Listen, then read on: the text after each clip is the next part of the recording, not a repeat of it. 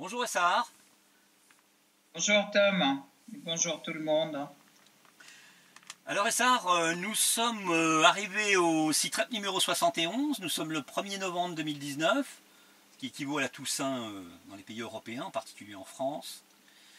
Alors un numéro 71 qui est très éloigné du CITREP 70 parce 70. que j'ai été l'objet d'une coupure intempestive de connexion Internet qui a duré plus de 2 semaines.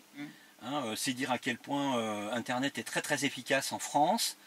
Bon, ceci dit, je soupçonne un acte de malveillance lié aux activités de réinformation que je transmets et que dont vous êtes une des actrices, de cette réinformation, Tout à des fait. informations fondamentales, très importantes, qui nous permettent de nous extraire de ce nuage de propagande. Et donc, pendant plus de 2 semaines, je n'ai pas pu même accéder à ma propre boîte email. Il semblerait que ça ait arrangé pas mal de monde. Alors, si j'ai un conseil à donner pour les internautes français, essayez de vous éloigner autant que possible de la société Orange. Si vous pouvez, essayez de faire installer la fibre et en tout cas, ne vous laissez pas embobiner par des coupures d'Internet qui pourraient vous faire croire que votre provider non orange soit responsable entièrement de ce genre de méfaits. Donc, un méfait d'ailleurs qui s'est reproduit ce matin, toujours sur ma connexion, et qui s'est même reproduit sur votre connexion à vous, Essar, comme une espèce Oui, tout à fait. d'avertissement nous disant bon, il nous faudrait pas grand-chose pour vous faire taire. C'est ça que ça veut dire. Bon. Et comme vous n'êtes pas du genre, comme moi non plus, à se laisser impressionner par ce genre de méthode mafieuse, si tant est que ce soit vraiment un acte de malveillance, nous allons poursuivre nos activités de réinformation.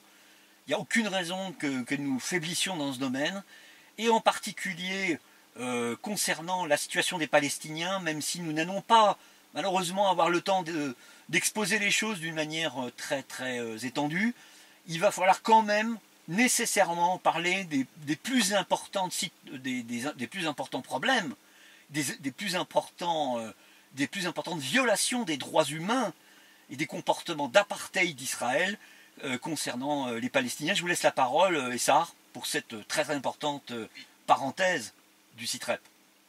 Alors, bonjour à tout le monde. Et donc, on ne peut qu'être désolé que la liberté d'expression en France soit difficile à sauvegarder et soit difficile à acquérir à nouveau.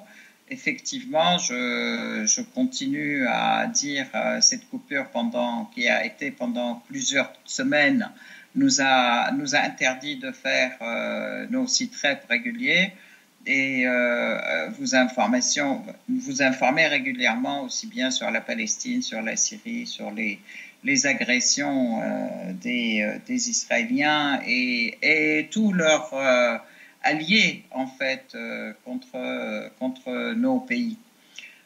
En Palestine, effectivement,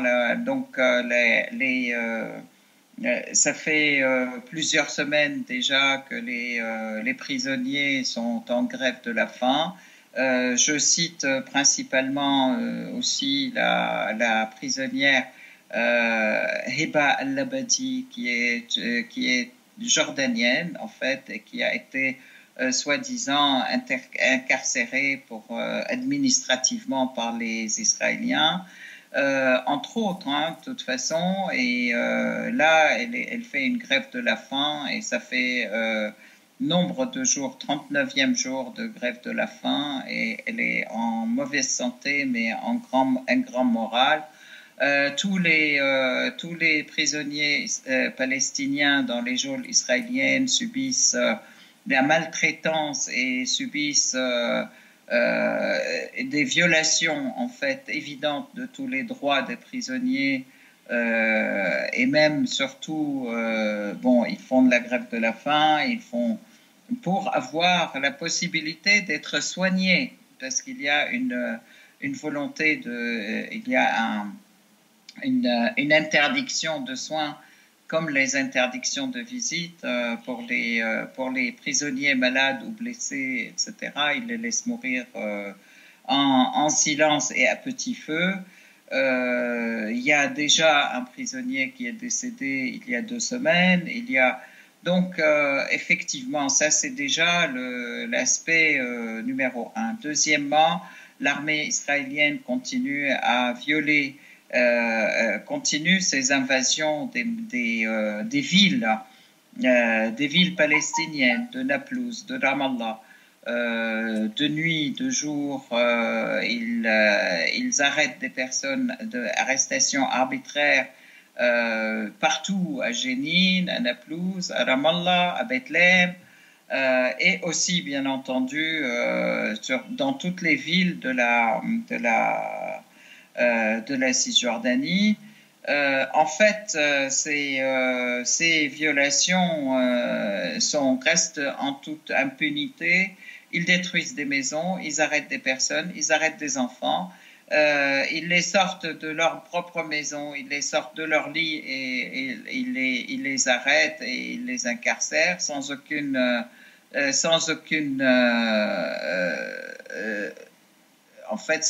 crime et sans mandat, bien entendu.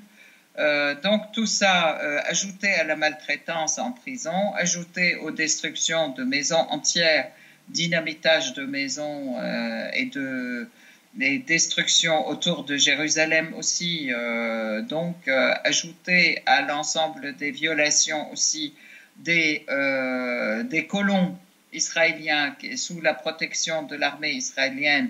Ils violent les maisons des Palestiniens, ils s'attaquent aux enfants, aux écoles, ils s'attaquent aux maisons des Palestiniens avec des jets de pierre, etc. Ils s'attaquent les enfants quand ils partent à l'école sur leur chemin, et ajouter à toutes les violations de la mosquée Al-Aqsa et à l'ensemble des souillures en fait qu'ils mettent à l'intérieur de la mosquée. Tout ceci des mesures de provocation contre les Palestiniens pour les pousser à partir, mais les Palestiniens affirment, et nous les soutenons, qu'ils sont là, qu'ils resteront dans leurs terres enracinés depuis des siècles, dans leur terre, et ils ne quitteront pas, ils résisteront, et puis le seul chemin est la résistance. Donc de cette tribune, je voudrais affirmer toute ma solidarité avec le peuple palestinien qui résiste, avec toutes les formes de résistance. Sachez aussi que les marches de retour continuent aussi à Gaza, que malgré le siège, malgré les exactions israéliennes, malgré tout, les marches de retour prennent de plus en plus d'ampleur. Aujourd'hui, on en est à la 81e marche de retour. Donc, franchement, il faut arrêter cette impunité de la société, entre guillemets, de la communauté, entre guillemets, internationale, et cette tolérance importante de la part de l'ONU et de la part de tous les pays qui prétendent être défenseurs des droits de l'homme, qui soutiennent Israël et qui continuent à soutenir ces crimes contre le peuple palestinien. Donc, j'appelle tout le monde à boycotter Israël. Aujourd'hui, on veut des sanctions contre Israël, boycotter, désinvestisser et arrêter de soutenir cet état d'apartheid et de racisme et surtout de violation. C'est un état qui vole les terres des autres, qui vole les récoltes des autres, qui vole les maisons et les propriétés des autres. Les autres, ce sont les Palestiniens. Donc, c'est un État qui a été basé sur le vol, le viol et la destruction depuis 1948 et toléré par l'ONU. Et malheureusement, toutes les décisions qui ont été votées à l'ONU et au Conseil de sécurité n'ont jamais été appliquées. et il faudrait appliquer tout contre toutes ces résolutions contre l'État d'Israël qui est un État fantoche complètement créé par l'Occident et par des personnes qui sont venues de partout pour s'approprier les terres des Palestiniens qui sont là depuis des siècles. Bon, donc oui à la Palestine, oui à la résistance palestinienne, Palestine vaincra. Merci Essar. Oui, en effet, il était indispensable de parler de la situation des Palestiniens, hein, qui ne s'améliore pas. Hein. Il faut noter que Netanyahou n'a pas réussi à former de gouvernement, ce qui est un peu exceptionnel. C'est aussi la mesure de la confusion mentale qui règne dans la société israélienne. Ils ne savent pas choisir qui maintenant pourrait diriger le pays. Malgré tout, celui qui dirige encore est un psychopathe patenté et il faut croire qu'il a encore des idées belliqueuses en tête, puisque les systèmes anti-aériens, toute la défense anti-aérienne israélienne a été mise en état d'alerte maximum, soi-disant pour contrer une prochaine attaque iranienne. On se demande bien ce que voudraient les Iraniens en faisant cela. Ça n'a pas beaucoup de sens, c'est surtout parce que c'est peut-être une façon de répondre à l'humiliation que les sionistes ont reçue au fait qu'un de leurs drones a été abattu au-dessus du territoire libanais. Hein, c'est des promesses qui avaient été faites, ça, hein, même de la part du gouvernement libanais, que plus aucun objet volant ne traverserait l'espace aérien libanais de sitôt, chose faite, hein, visiblement. Permettez-moi d'ajouter quelque chose. Je voudrais ajouter en fait que Israël est le fauteur de guerre et de troubles dans la région du Proche-Orient, que c'est l'État, ces dirigeants israéliens qui font tout pour pousser effectivement les États-Unis à s'impliquer dans une guerre contre l'Iran et avec leurs alliés aujourd'hui, leurs alliés saoudiens, et qui en fait enlèvent leur masque réellement de pays arabes et montrent qu'ils sont de grande connivence avec Israël et ils font ensemble des manœuvres militaires communes et ils traitent ensemble. Et en fait, je ne peux que faire une petite allusion à la guerre que mènent l'Arabie saoudite, les Saoudiens contre le Yémen, avec ce qu'ils appellent les pays de la coalition. Oui. Il y a les Israéliens y participent de manière très importante et les crimes qui sont commis aussi au Yémen sont non seulement l'œuvre des Saoudiens, mais aussi l'œuvre des Israéliens.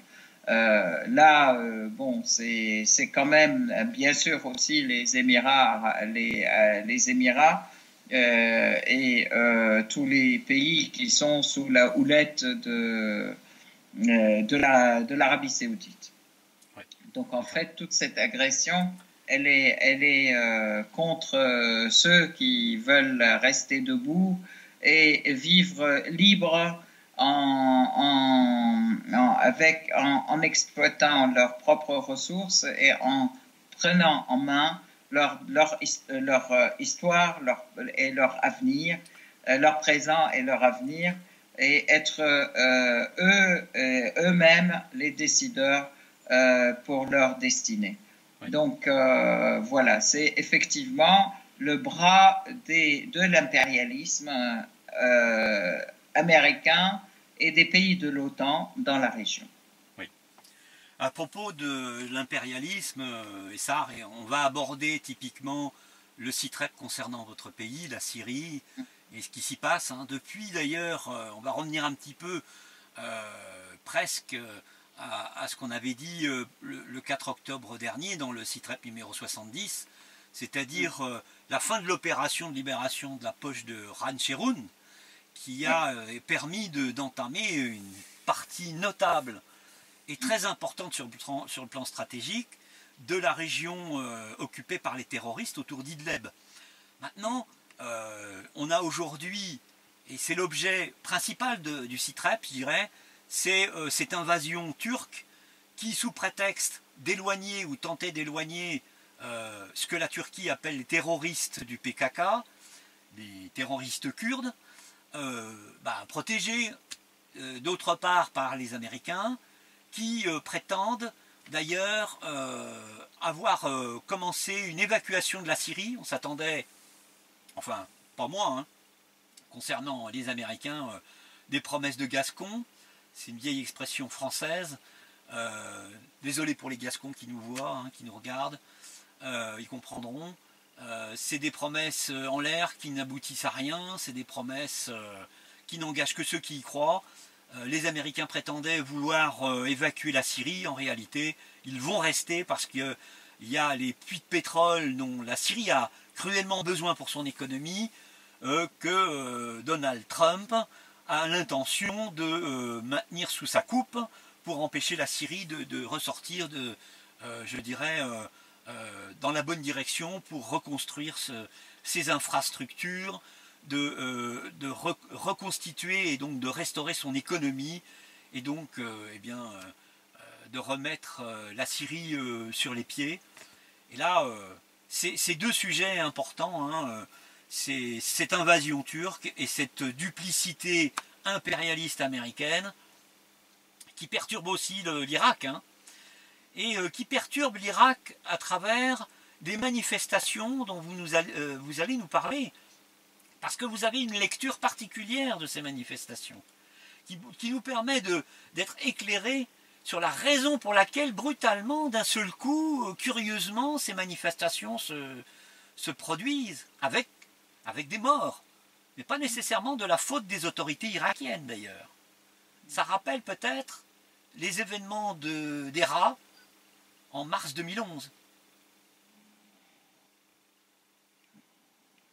Alors, merci d'avoir évoqué toutes ces questions, mais je crois que je vais essayer de procéder dans l'ordre chronologique, en fait, parce que c'est vrai que dans le dernier SITREP, on était resté sur une avancée très importante de l'armée arabe syrienne dans la libération de 40 villes et villages du gouvernorat de Hama.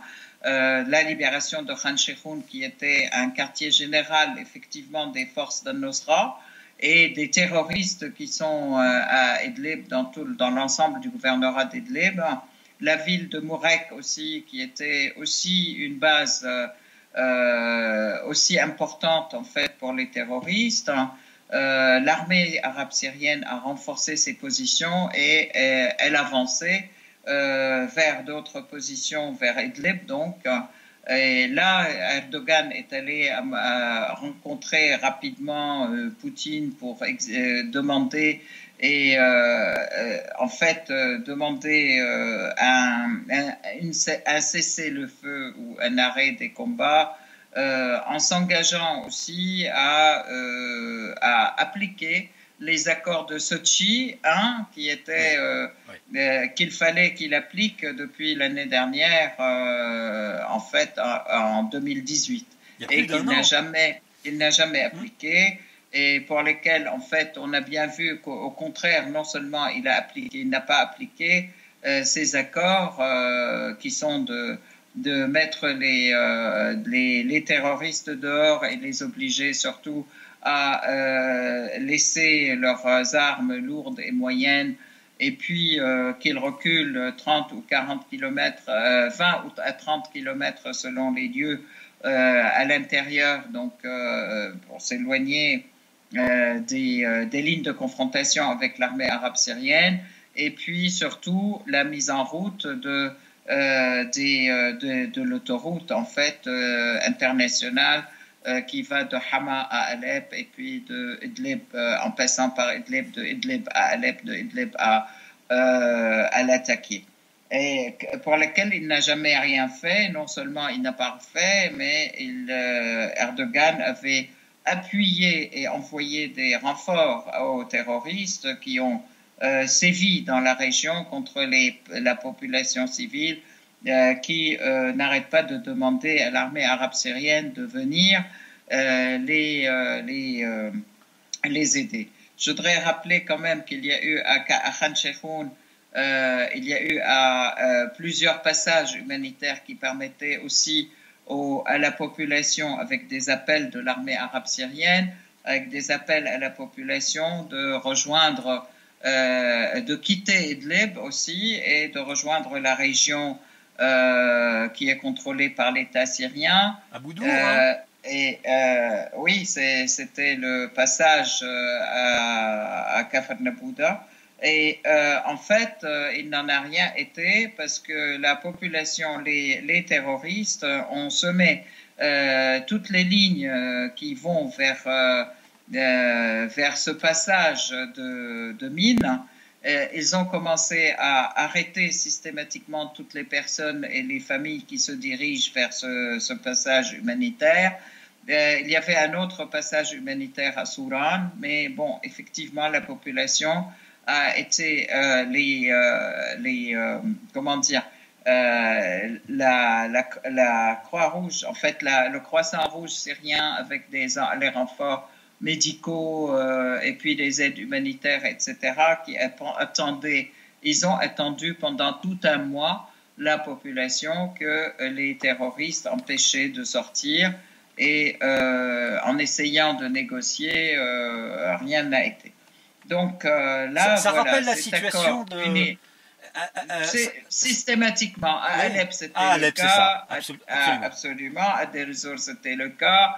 En fait, malheureusement, c'est systématiquement, les terroristes se vengent des civils et cherchent toujours à les prendre comme bouclier humain pour empêcher, pour se protéger, en fait, de l'armée arabe syrienne. Et les Occidentaux en profitent pour accuser l'armée syrienne et les Russes de faire des bombardements contre les civils, d'empêcher les civils de sortir. Enfin, à chaque fois, c'est le même scénario, la même tromperie, la même imposture. Il faut le souligner à chaque fois. Hein. Enfin, absolument. On peut inviter nos vidéos spectateurs et spectatrices à revoir peut-être pas les 70 sites que vous avez produits, mais en tout cas, à certaines époques, c'était très, très net, très clair. Hein, de se rappeler de ces événements à chaque fois, c'était très répétitif. On se rappelle aussi du site-rep sur la route, hein, oui. Où pas seulement les terroristes, mais ceux qui les soutiennent, les pays occidentaux, ils avaient remué ciel et terre pour que l'armée arabe syrienne ne continue pas ses opérations dans la route, en disant les malheureux, il y a les civils qui vont être tués, etc., etc. Et ça a été vraiment beaucoup de pression contre l'État arabe syrien pour empêcher la continuité des opérations. Donc voilà, maintenant ça a été aussi la même chose à Idlib. Donc il y a cet accord qui est intervenu entre la Russie et la Turquie, qui est un arrêt des combats, mais un arrêt du côté de l'armée arabe syrienne, un arrêt de l'avancée, mais qu'il continue quand même à répondre aux violations du cessez-le-feu concernant la zone d'apaisement d'Idlib. Et en fait, là-dessus, donc, du coup, l'armée arabe syrienne s'est limitée effectivement à répondre aux violations. À ce moment-là, il y a eu aussi beaucoup de violations, des missiles qui ont été tirés vers les villages, en fait, du côté de Khan Sheikhoun, d'autres villages vers Latakia qui ont été aussi atteints par des missiles des terroristes. Des quartiers d'Alep ont été aussi attaqués par les terroristes qui sont à Idlib, ce qui montre qu'ils ont des armes de plus en plus performantes et de plus en plus qui portent de plus en plus loin. Oui. Il y a eu des morts et des blessés, et en fait, l'armée arabe syrienne s'est tenue à sa promesse qui est de ne pas avancer. Par ailleurs, alors l'armée, les Américains, alors du côté de l'est de l'Euphrate ou Al-Jazira syrienne, ce même accord en fait entre la Russie et la Turquie stipulait aussi que il y a la mise en place d'une zone disons où il n'y aura pas de terroristes entre guillemets. Une zone tampon, hein. Une zone tampon qu'ils appellent zone de sécurité, zone de non, je sais pas quoi, etc. Enfin, les noms étaient nombreux. La réalité, c'est que les troupes de Qassad, en fait, devaient reculer à l'intérieur de la Syrie de 30 km, voire un peu plus. Oui. Sur toute la longueur de la ligne de séparation, enfin la ligne des frontières syriennes. Donc eux, ils rentraient à l'intérieur. Et c'est à ce moment-là aussi que les États-Unis annoncent le retrait de leurs troupes. Encore une fois, un faux retrait. Mais des troupes effectivement américaines ont commencé à quitter les lieux où ils sont positionnés, qui étaient avec Qassad. En fait, Qassad, c'est le FDS, les milices de FDS, que l'Occident appelle abusivement les milices kurdes, et en fait qui ne sont, on l'avait dit à plusieurs reprises, qui n'ont de Kurdes que quelques personnes qui sont dans la direction de Qassad, mais qui sont un peu de toute la mosaïque syrienne, c'est-à-dire il y a des Arabes, il y a des Assyriens, des Ashurites, etc. dans ces milices Qassad, qui, eux, effectivement, ils se défendaient contre les agressions turques et contre les terroristes de Daesh. Rappelons quand même que cette région était la région où Daesh sévissait, donc Raqqa, la région de Raqqa, la région de Tabaqa, la région d'Deir ez-Zor et tout l'est de Deir ez-Zor, l'ouest aussi, et la ville de Manbij était la ville de Manbij, Ain al-Arab, etc. Ils étaient agressés par Daesh, mais ils les ont combattus. Qassad a combattu Daesh et ils ont, avec l'aide de l'armée arabe syrienne, alors qu'ils le disaient pas, mais donc c'était le cas. Ce que je voudrais dire là, il est intervenu un accord très important entre la Russie et Qassad, qui a donc il y a des délégations russes qui sont arrivées donc dans la région. Cet accord, ça a été de convaincre Qassad de se mettre sous la direction de l'armée arabe syrienne, chose qui a été faite en grande partie pour une grande partie de ces milices, et ça a été très important et très positif puisque les Qassad et FDS, ils ont bien vu qu'ils étaient lâchés par les Américains, tôt ou tard, de toute façon, et ce n'est pas la première fois, et ils n'avaient pas d'autre alternative, et ils vont être tués ou ils sont combattus par les Turcs, hein. Donc, ils ont bien vu qu'ils n'avaient pas d'autre alternative que de se mettre sous la direction de l'État syrien et de revenir à leur patrie comme ils devaient. Donc, effectivement, ils se sont mis sous la direction de l'armée arabe syrienne et ils ont pratiquement redonné le contrôle des régions où ils étaient à l'armée arabe syrienne. Ce qui fait que l'armée arabe syrienne s'est déployée à Ain al-Arab, à Manbij, dans l'ensemble des villages qui vont en fait de Kobani, Ain al-Arab Kobani, jusqu'à Hasakeh, pratiquement, et avec donc les troupes de Qassad qui maintenant font partie et pratiquement travaillent main dans la main avec l'armée arabe syrienne sous sa direction. Donc ça, c'est un fait qui est très important, qui a permis aussi donc la présence de l'armée à Manbij, la présence de l'armée à Tabaqa, à Raqqa, et jusqu'au à Hasakeh aussi, dans les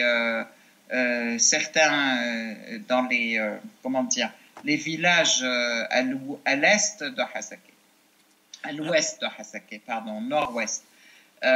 Donc tout ça, c'est maintenant sous le contrôle de l'armée arabe syrienne. Et les Russes ont montré aux Turcs que de toute façon, puisque les Turcs, ils prétendent qu'ils luttent contre les terroristes de FDS, en fait, hein, que là, la meilleure position ou la meilleure protection, même pour l'armée, pour la sécurité, la meilleure, comment dire, protection de la sûreté nationale turque, comme ils disent, c'est que l'armée arabe syrienne se déploie à ses frontières, oui, et qu'il n'y ait pas de terroristes et qu'il n'y ait pas de Kurdes à ses frontières. Ce qu'elle a fait d'ailleurs assez rapidement. Hein. Excusez-moi, Essar, hein, l'armée arabe syrienne s'est développée extrêmement rapidement et en anticipant les mauvais coups de l'armée turque, évidemment d'Erdogan. Et avec l'appui des Russes, hein, c'est que là, l'armée arabe syrienne est très vite intervenue pour se positionner à proximité de la frontière, ce qui a finalement coupé l'herbe sous le pied des Turcs qui ne pouvaient pas avancer plus encore à l'intérieur du territoire syrien. Il faut noter aussi une chose très importante, c'est que avec cet arrangement dont on peut discuter par rapport entre la Russie et la Turquie, avec l'accord tacite des Syriens, c'est que les Américains se sont éloignés et en conséquence de quoi l'armée syrienne a repris des terrains syriens, des terres syriennes qu'elle n'aura pas pu obtenir autrement sans risquer une frappe aérienne de la part des Américains. Il faut le noter puisque là on est quand même... les troupes ont traversé l'Euphrate qui était jusqu'à présent, enfin jusqu'à l'intervention turque et la contre-intervention syrienne, syro-russe, cette zone-là était interdite de survol par l'armée arabe syrienne et évidemment interdite d'intrusion légitime de l'armée syrienne à l'intérieur du territoire situé, je le répète, à l'est de l'Euphrate. Je voudrais quand même rappeler que deux choses. Premièrement, la progression de l'armée arabe syrienne était très, très importante et très rapide parce que l'a accueillie de manière extraordinaire par la population qui l'attendait depuis longtemps et qui envoyait effectivement des signes comme quoi on vous attend, etc. Sauvez-nous, venez, etc. Ça, c'est un premier point. Le deuxième point, c'est que rappelez-vous que les Américains et la coalition dirigée par les Américains avaient bombardé tous les ponts sur l'Euphrate, en fait, ce qui est coupé complètement cette partie de la partie d'avant. Il n'y avait que des passages, il n'y a plus aucun passage puisqu'ils ont détruit tous les ponts. Or, actuellement, les passages se font sur un pont qu'on appelle hydraulique, en fait, qui est sur un pont mouvant, en fait, militaire, qui a été déployé, un pont militaire qui a été déployé sur l'Euphrate de manière qui a permis de passer donc de l'autre côté. Et ça, c'est quand même quelque chose de très important. Et effectivement, l'armée arabe syrienne se déploie aussi maintenant à l'est de l'Euphrate avec l'aide de la population et avec l'aide des milices de Qassad, de FDS, dont une partie s'est mise sous la direction de l'armée arabe syrienne. Mais il y a aussi une partie qui commet des exactions contre la population et essaye d'enrôler les gens de force dans leur groupe. Mais je pense qu'ils arriveront quand même à reprendre raison et en voyant d'ailleurs les agressions turques, là je voudrais quand même dire, l'agression turque a été très très violente, agression par des missiles, par l'aviation et par les canons, et les terroristes qu'ils envoient. Ils ont embarqué des terroristes de l'autre côté, donc d'Idlib, les terroristes d'Al-Nusra et de La SL. différents noms, et de l'ASL, oui, effectivement, l'armée dite syrienne libre, qui n'est rien d'autre que des terroristes soutenus par la Turquie, et c'est eux qui font les attaques contre la population et contre l'armée arabe syrienne. Je voudrais quand même signaler que ces attaques étaient tellement violentes qu'il y a eu 170 000 personnes exilées, il y a des morts et des blessés, ils s'attaquent aux civils, à leurs maisons, aux écoles, aux hôpitaux.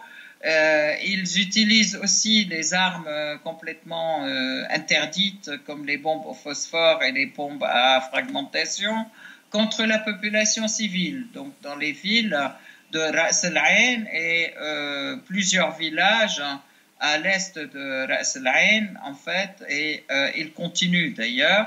La population continue à fuir, et ça a provoqué effectivement vraiment un grand mouvement de population où les gens fuient les bombardements, et ça provoque aussi un problème aussi humanitaire important dans la région. D'autre part, ils se sont attaqués au circuit de distribution d'eau, à la centrale de distribution d'eau d'Al-Uluq, qui, elle, alimente la ville de Hasakeh.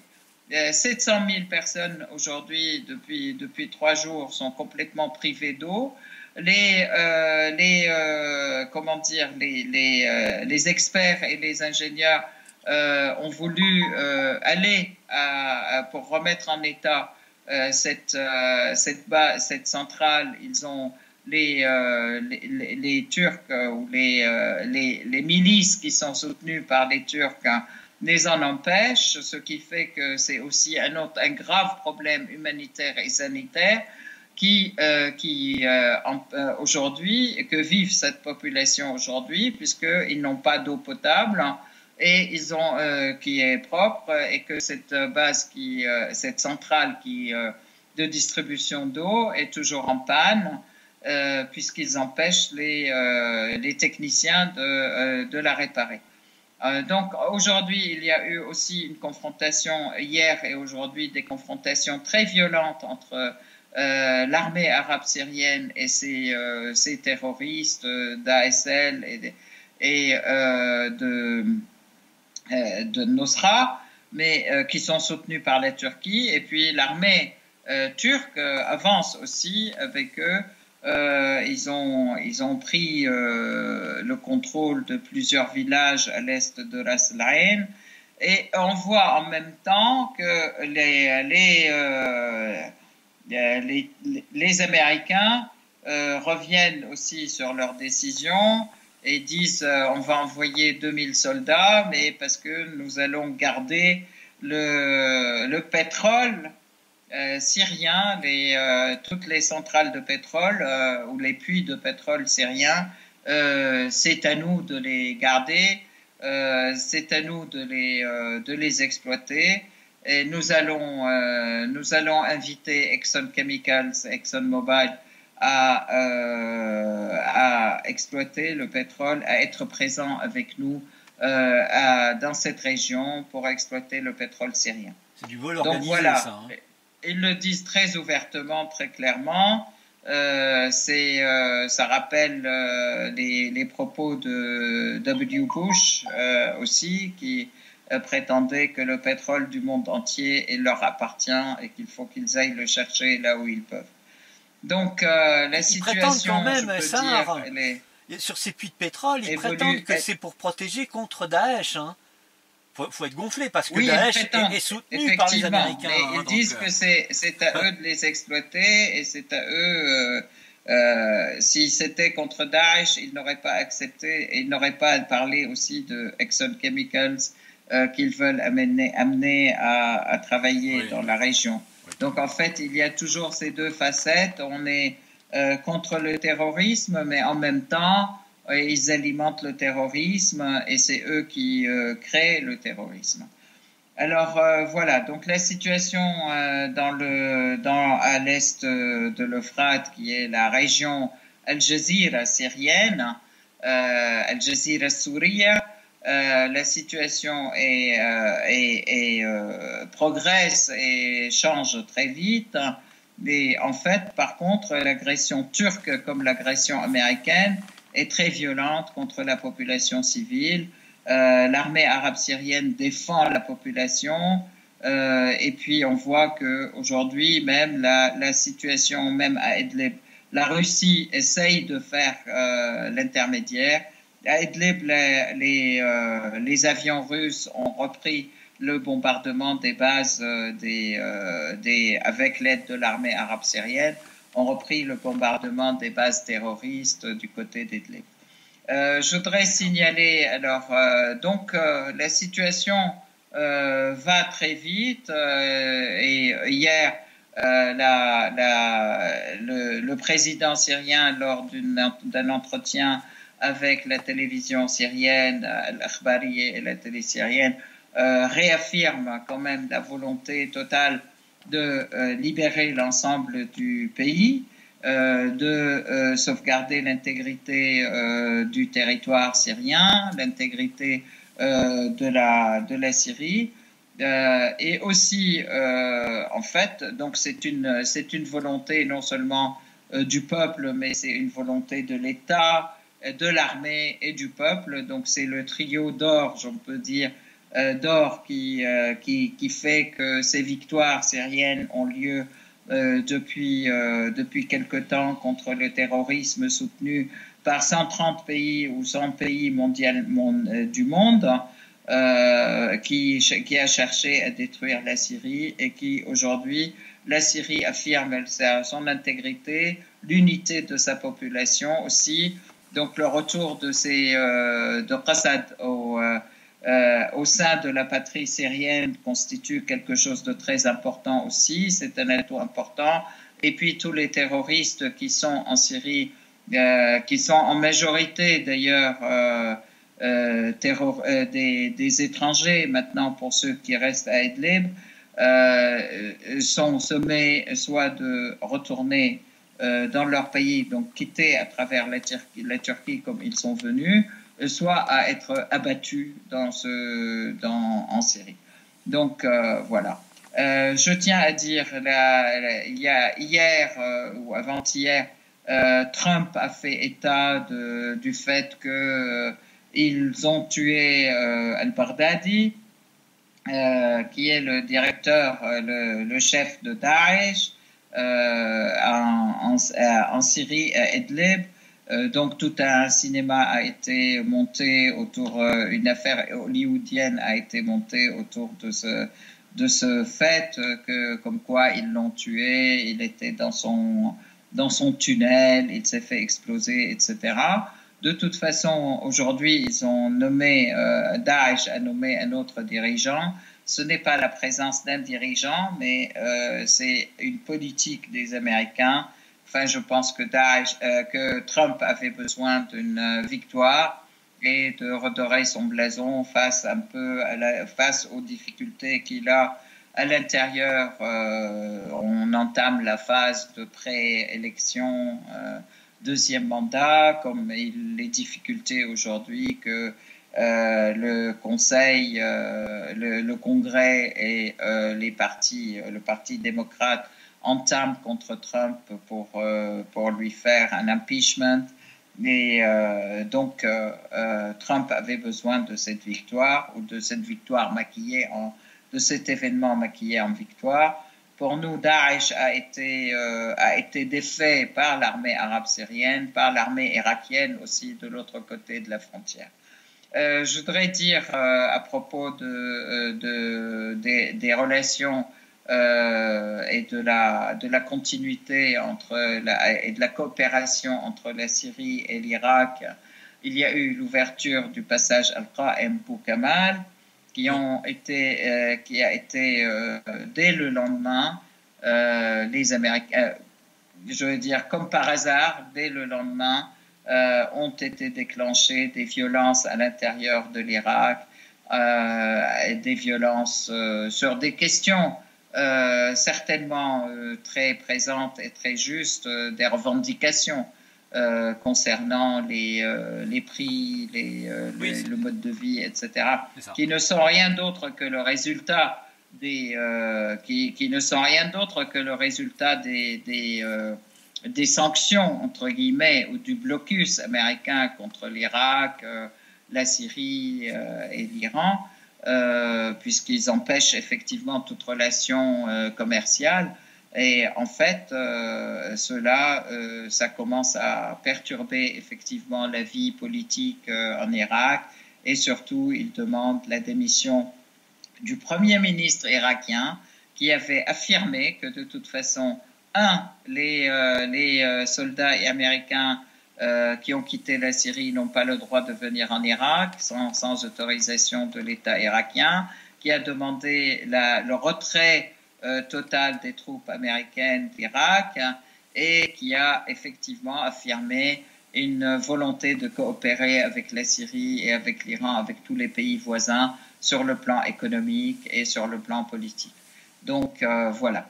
Et de la même manière, on voit que ça a explosé aussi au Liban, aussitôt que le ministre des Affaires étrangères, Gebran Bassil, a dit qu'il faut reprendre les relations avec la Syrie, qu'une grande partie de la crise économique libanaise vient du fait qu'il n'y a pas de relation avec la Syrie et qu'elle n'a pas la possibilité de transporter ces produits à d'autres pays qui sont les clients. Donc, dès le lendemain, il y a eu, comme par hasard, un mouvement social qui a éclaté, pas dans toutes les villes au Liban, qui demande effectivement à ce que Gebran Bassil quitte, mais aussi qui demande effectivement du travail, des salaires corrects, etc. Choses qui sont tout à fait légitimes et qui sont aussi le résultat de la politique de sanctions d'un côté, et de la politique aussi de reconstruction qui a été entamée par le père Hariri, par Rafiq al-Hariri, qui était une politique qui est basée sur les prêts de la Banque mondiale et sur le FMI, donc qui ne sont rien d'autre que des empêcheurs d'indépendance, et qui ne sont rien d'autre que une manière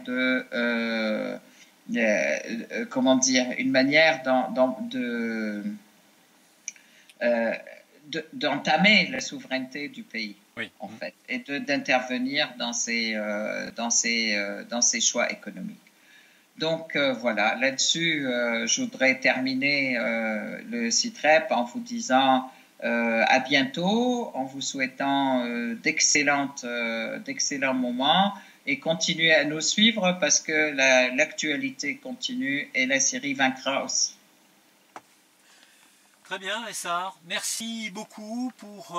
et puis surtout, je suis très heureux de vous retrouver pour ce 71e CITREP. Ça faisait un petit moment, ça nous manquait tous d'avoir ces informations. Ouais. Alors, bonne fin d'après-midi, Essar. Merci encore. Pareillement. Et à très bientôt, j'espère, sans conclure cette fois-ci. Oui. À bientôt, bonne soirée. Au revoir.